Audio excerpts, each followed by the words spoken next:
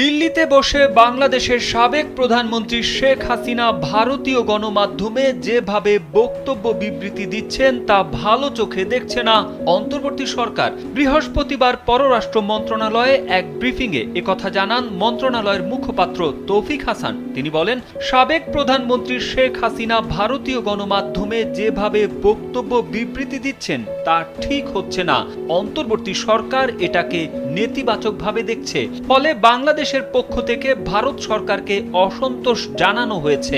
ভারত সরকারকে অনুরোধ করা হয়েছে শেখ হাসিনা যেন সেখানে বসে বক্তব্য বা বিবৃতি না দিতে পারেন। তবে ভারত থেকে এর কোনো উত্তর বাংলাদেশ পায়নি বলেও জানান তিনি। জরুরি প্রয়োজনে ভারত ভিসা না দিয়ে যে জটিলতা তৈরি করছে তা সমাধানের সরকার কাজ করছে কিনা সাংবাদিকদের এমন প্রশ্নের জবাবে তিনি বলেন, কাজ চলছে, তবে ভারতীয় হাইকমিশন লোকবল সংকটের কারণ দেখিয়েছে।